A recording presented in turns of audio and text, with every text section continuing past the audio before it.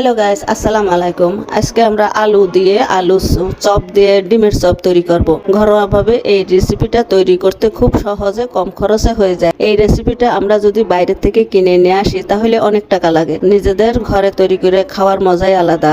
যেরকম স্বাদ সেরকম সহজ, সেরকম টাকাও কম। কিন্তু এই জিনিসটা বাইরে থেকে আনলে কিন্তু তেমন স্বাদও পাওয়া যেত না। তাহলে এখানে কিছু আলু সেদ্ধ করে মাখিয়ে চ্যাপটা করে তার মধ্যে ডিমও সেদ্ধ করে কেটে ভাগ করে নিছি। সময় কম, তাড়াতাড়ি করে ভেজে ভেজে তুলে নিচ্ছি একটা একটা করে। সাথে বেগুনের চপ করছি, আলুর চপ করছি, এখন ডিমের চপও করে উঠাই নেব। সময় তো শেষ হয়ে আসছে, ওর আব্বু চলে আসছে বাসায়। এখন ইফতারি মাখাইতে হবে, বলতেছে তাড়াতাড়ি করো, এখনো লেট হয়ে গেছে কেন। তাই এখন সম্পূর্ণ সবকিছু রেডি করলাম, করে এখন ইফতারি মাখানোর টাইম হয়ে গেছে। এখানে পেঁয়াজ মরিচ টরিচ যা যা উপকরণ সবকিছু দিয়ে মাখাইয়ে নিতেছে ওর আব্বু।